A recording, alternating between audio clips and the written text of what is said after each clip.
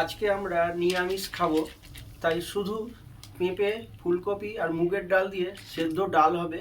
মা সেদ্ধ ডাল করছে, ভাত আর আলু ভাজা হবে।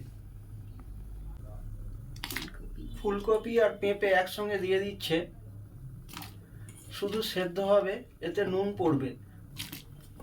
আমার খুব সুন্দর লাগে এই স্বাদটা, একটা আলাদা সুগন্ধ থাকে, খুবই পুষ্টিকর।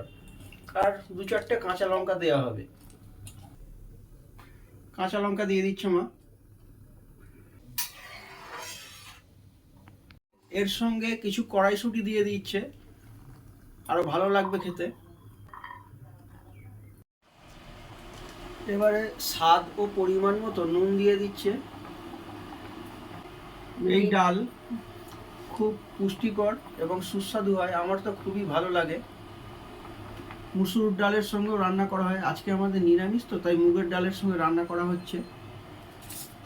চিনিটা পরে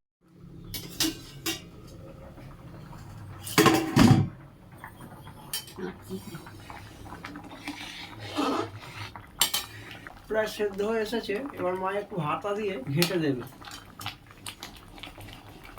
এর আগে একটু জল দিয়েছিল, জলটা কমে গেছিল বলে সামান্য একটু চিনি দিয়ে দিল।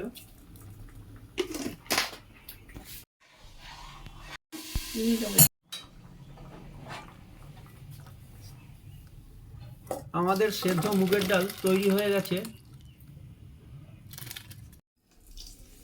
তেলে 5 ফোড়ন, কিছু কাঁচা লঙ্কা,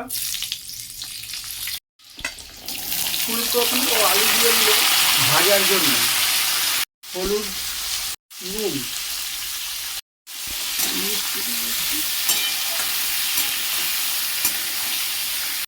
চিনি দেবো।